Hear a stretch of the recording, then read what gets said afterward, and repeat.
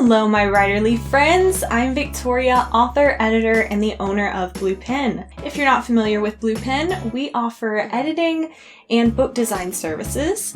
And today we're going to be talking about the former. One of the questions that I see really often when I'm in, Facebook groups and forums for writers is, do I need to self-edit and get a professional editor?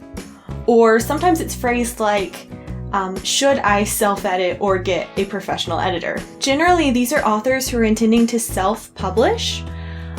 So today I want to kind of clear up the differences between self-editing and professional editing and talk about that "or" word in there. After you have completed your draft, you have written this nice, beautiful manuscript, whether it's 70,000 words or 110,000 words, you're finished, you've taken a nice deep breath because you're done. But you're not done. Now it's time to, first of all, put that manuscript in the drawer, forget about it for, I like to say 3 months as a starting place, but whatever works for you. And then you get to go back to that story and self-edit. Now you're going to self-edit before you even think about sending your manuscript to a professional editor. Professional editing is not a replacement for self-editing. But why? You're paying someone to edit your book, right? Why do you have to do it yourself before you send it to them? It doesn't need to be done twice, does it? Yeah. Unfortunately, editing is not a one and done situation. Every pass is going to make your manuscript better. When you self-edit, you're going to catch things that you know need to be changed. First, you're going to edit at the story level, and you are going to find plot holes, you're going to find characterization inconsistencies, you're going to see just ways to plain make the story better. And then once you're happy with the story, you're going to go in and you're going to line edit. You're going to remove redundancies. You're going to really heighten your voice as best you can and look at each individual sentence. And when you're done with this process, the manuscript is going to be a lot better than when you started. At that point, when you feel like you have done everything you can do to make your manuscript as good as it can be, then you're going to send it to a professional editor. The editor is then going to pick up where you left off and is going to use the objectivity, the technical skills, and the experience that professional editors have to come back and say, here's even more ways to make it better. But an editor can only work with what you give them. Some people think that they hire a professional editor and they're going to get a whole new book. And that is like pulling your Toyota Corolla into a car wash and thinking that it's going to come out a Ferrari on the other side. The stronger and more polished your manuscript is before you hand it over to a professional, the better the final product is going to be. It's as simple as that. If the editor is working on addressing issues and fixing mistakes that you could have caught yourself, then they're not going to be able to dig deeper. And if they do dig deeper, it's going to cost you. The price of editing depends significantly on the shape your manuscript is in. Number one, rougher manuscripts cost more to edit. Most editors work on a sliding scale, and if it is in rough shape, your rate is going to be on the higher end of that scale. Why? It takes longer. And two, you may need more rounds of editing or more comprehensive editing services than you would if you had really put the time and effort into your self-editing process. So by self-editing before you go to a professional editor, you are saving money and you are coming out of the editing process with a better, stronger book. So that's a win-win. What's the downside?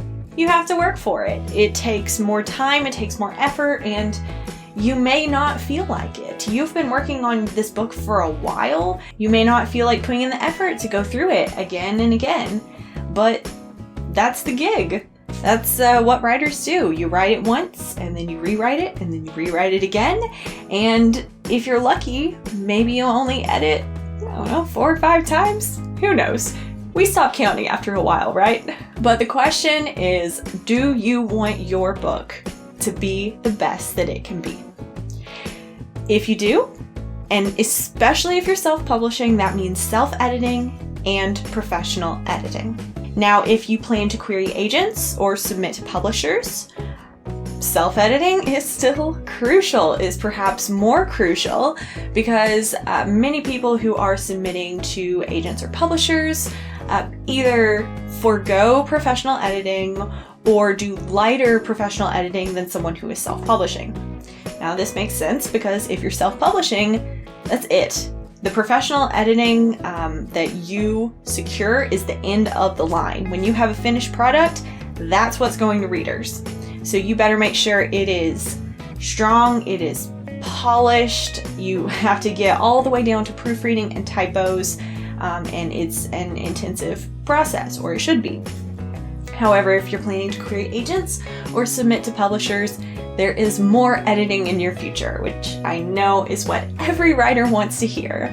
There will be more editing after you sign with your agent. There will be more editing after you secure a book deal. That is not to say that if you are planning to publish traditionally, that professional editing would be wasted. I generally recommend that authors who plan to publish traditionally focus their professional editing efforts on the story level side, on manuscript critiques, developmental editing. Of course, it depends on the author's budget and goals, but those are generally the most important services for authors planning to publish traditionally. Line editing especially can be really good as a learning experience. It's amazing how much of a professional line edit authors can take and apply to their own self-editing process moving forward.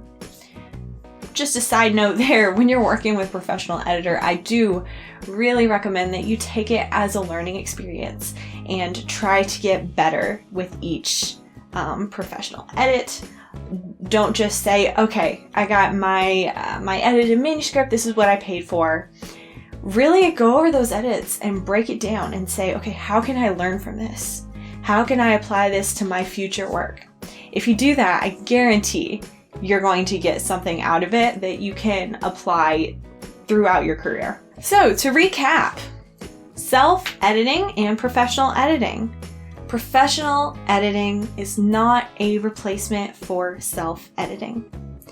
Always self-edit thoroughly, and by thoroughly, I mean until you are no longer making the work better, only different.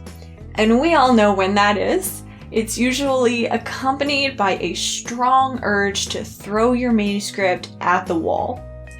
At that point, it's time to let it go and let somebody else work on it. Get it out of your mind. When your book's with the professional editor, that's a good time to kind of step back, think about something else, whether it's, another writing project or just spending some time with your family or your dog. So self-editing, professional editing, and then go forth and let your book do whatever it's going to do. If you're going to submit it to agents, publishing houses, or publish independently and get it right into the hands of readers. All right, that's all I've got for you today. Thanks for hanging out with me as always. If you enjoyed this video, please give it a thumbs up, subscribe if you want to see more, and if you have any questions about professional editing or, anything else, drop a comment, I'll get back to you, or you can email me at victoria@victoriagriffin.com. If you're looking for awesome editing services, then you can check out Blue Pen. We are at victoriagriffin.com. And that's it. See y'all next time.